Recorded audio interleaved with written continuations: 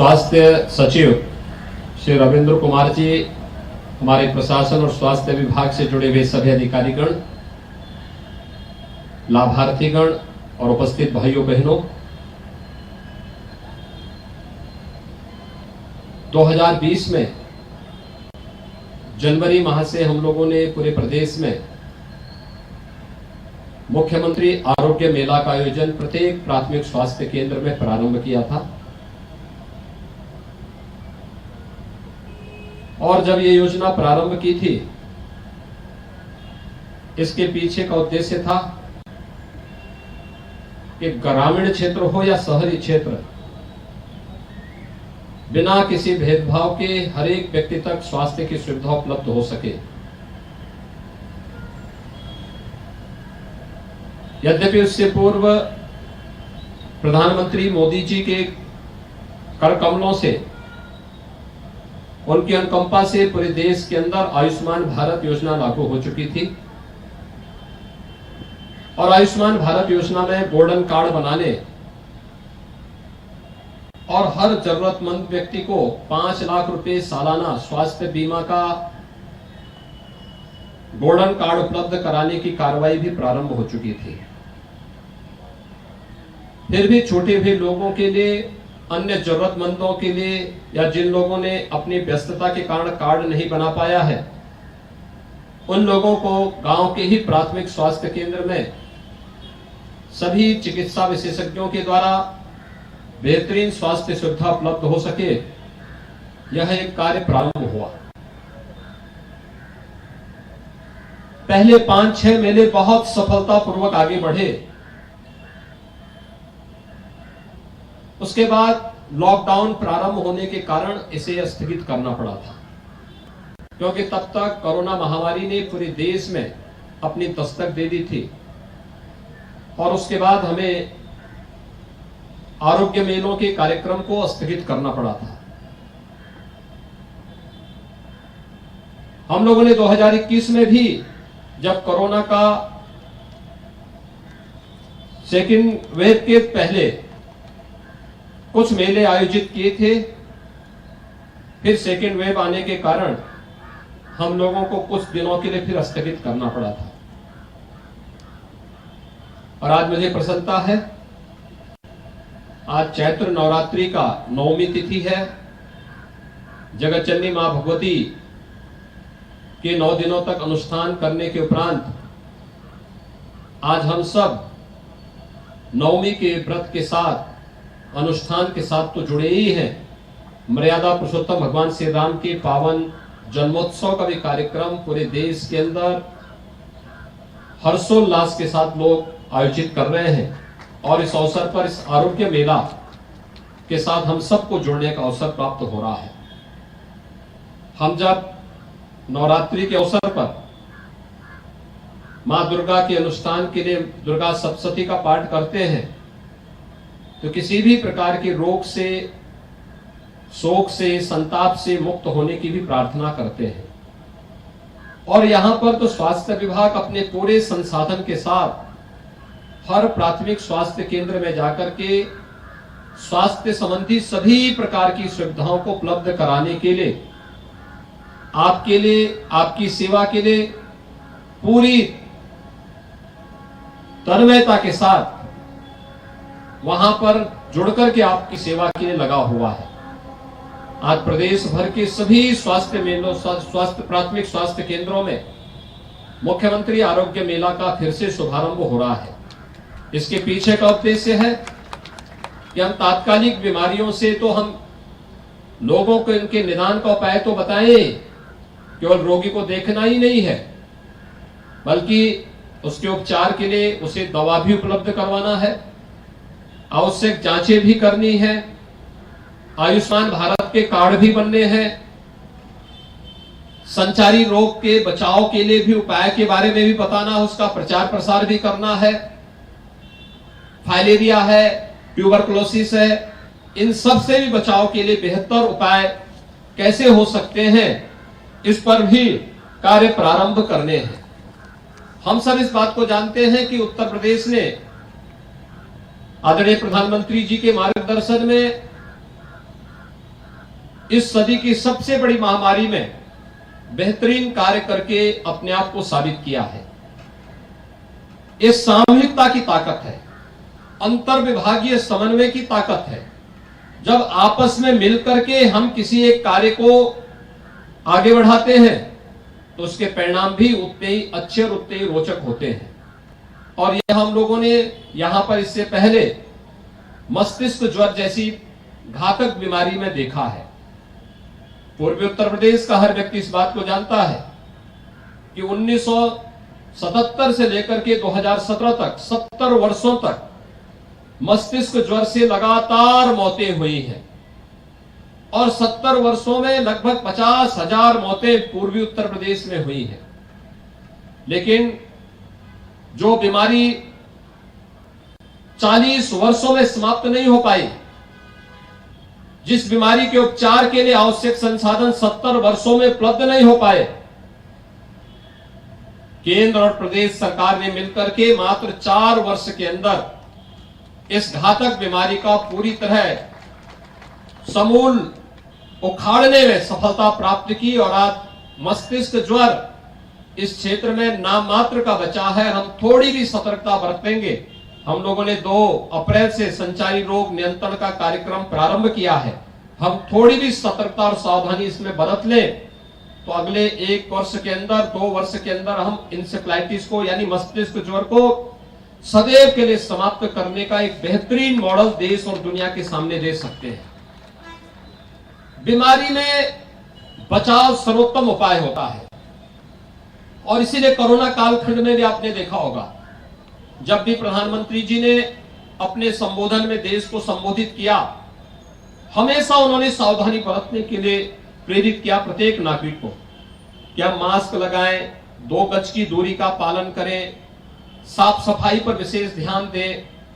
हमें हर प्रकार से बचाव के उपाय सभी करने हैं, लेकिन इस सब के बावजूद अगर बीमारी हो जाती है तो बीमारी को छुपाने से नहीं बल्कि समय से उसका उपचार भी कराना है और समय से उसके उपचार के लिए उस प्रकार के साधन इस सरकार ने फ्री में उपलब्ध करवाए थे। और आज मुझे प्रसन्नता है कि मुख्यमंत्री आरोग्य मेला एक बार फिर से हम पूरे प्रदेश में सभी प्राथमिक स्वास्थ्य केंद्रों में प्रारंभ कर रहे हैं।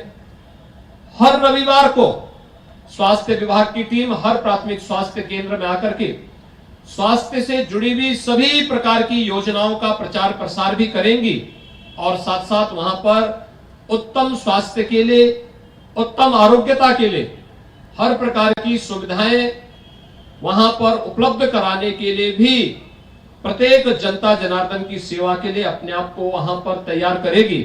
आज का यह जंगल कौड़िया मुख्यालय पर यह मुख्यमंत्री आरोग्य मेला का शुभारंभ एक बार फिर से करते हुए मुझे प्रसन्नता की अनुभूति हो रही है।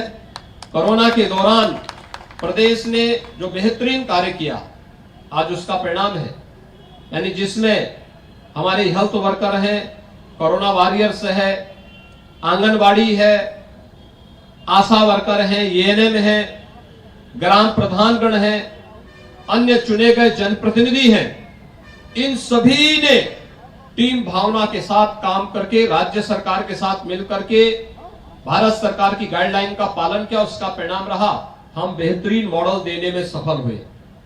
इसी का परिणाम है हर गांव में निगरानी समितियों ने स्वास्थ्य के प्रति लोगों में जागरूकता का एक व्यापक प्रचार प्रसार किया और इसी का परिणाम है कि उत्तर प्रदेश जैसे राज्य ने देखते ही देखते 30 करोड़ से अधिक वैक्सीन की डोजेस भी लोगों को उपलब्ध कराना प्रारंभ किया। भाइयों बहनों, सरकार कैसे संवेदनशील होनी चाहिए, आपने कोरोना कालखंड में इस बात को देखा होगा। कोरोना कालखंड में सरकार न केवल फ्री में टेस्ट और फ्री में उपचार तक आपके लिए हमेशा सजग रही, बल्कि फ्री में वैक्सीन भी प्रधानमंत्री मोदी जी ने पूरे देशवासियों को उपलब्ध करवाया। और उत्तर प्रदेश जैसे राज्य में भारतीय जनता पार्टी की डबल इंजन की सरकार थी तो डबल डोज राशन की भी हर जरूरतमंद व्यक्ति को उपलब्ध करवाने का कार्य, महीने में 2 बार फ्री में राशन उपलब्ध करवाने का कार्य भी किया गया। यह कार्य अभी निरंतर आगे चल रहा है। आज के इस अवसर पर एक बार फिर से मैं आप सबको इस बारे में आश्वस्त करने के लिए आया हूं कि हर व्यक्ति को उत्तम स्वास्थ्य देना यह सरकार का न केवल कर्तव्य है, बल्कि सरकार अपने इस कर्तव्य के निर्वहन के लिए वह हर संभव प्रयास कर रही है जो किसी भी संवेदनशील सरकार को और जागरूक सरकार को करना चाहिए।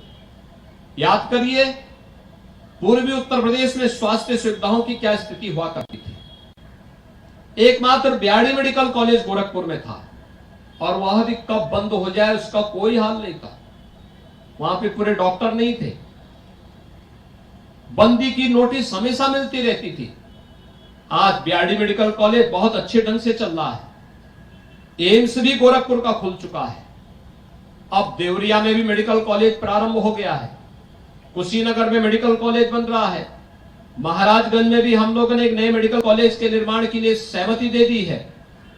सिद्धार्थनगर में मेडिकल कॉलेज प्रारंभ हो चुका है। बस्ती में प्रारंभ हो चुका है। यानी हर जनपद में एक मेडिकल कॉलेज निर्माण की प्रक्रिया के साथ सरकार जुड़ चुकी है। हेल्थ इंफ्रास्ट्रक्चर को और मजबूत बनाने की प्रक्रिया के साथ आज सरकार तेजी के साथ आगे बढ़ी है।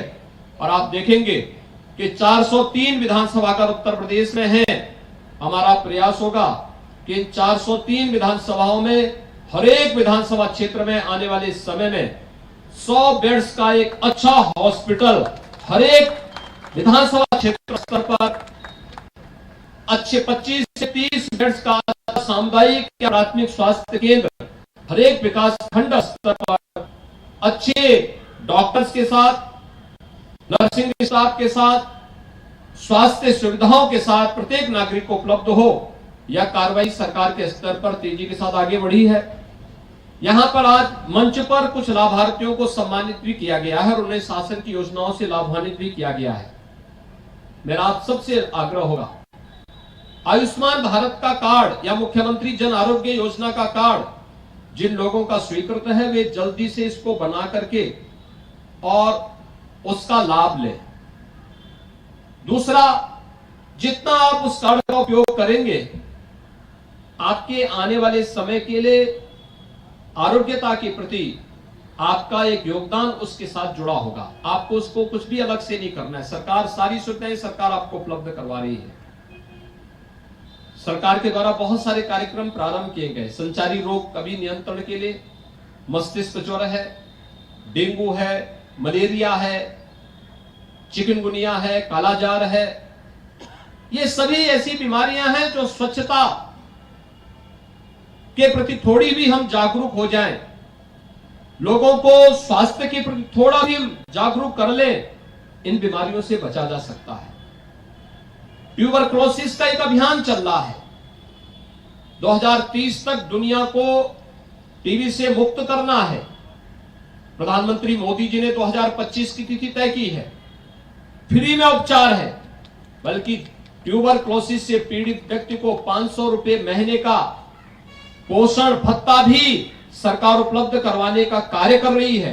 ऐसे रोगियों को चिन्हित करना, नियमित दवा करना। अगर आप नियमित दवा लेंगे तो आपको इसका लाभ प्राप्त होगा। ऐसे ही फाइलेरिया का मुफ्त में उपचार है। थोड़ा भी हम प्रयास कर लें तो इन सभी बीमारियों से हम तमाम लोगों के जीवन को बचाने में और उन्हें उत्तम स्वास्थ्य उपलब्ध कराने में हम मदद कर सकते हैं।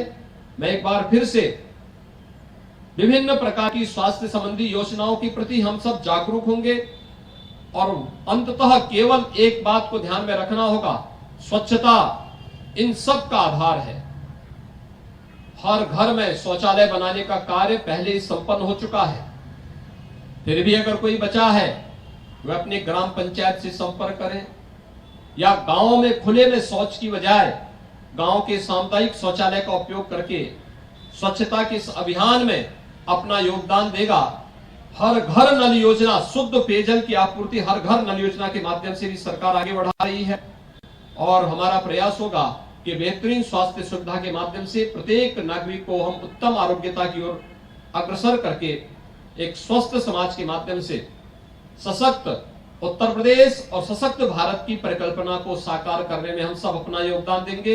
एक बार फिर से आज रामनवमी की हृदय से बधाई आप सबको देता हूं। आदिशक्ति मां भगवती दुर्गा से चैत्र नवरात्रि के इस पावन अवसर पर आप सबके उत्तम स्वास्थ्य की, आरोग्यता की कामना करते हुए आप सबके प्रति मैं अपनी शुभकामनाएं देता हूं। धन्यवाद। जय हिंद। कोटि आभार सर, कोटि कोटि धन्यवाद। हमारा लक्ष्य बेहतर स्वास्थ्य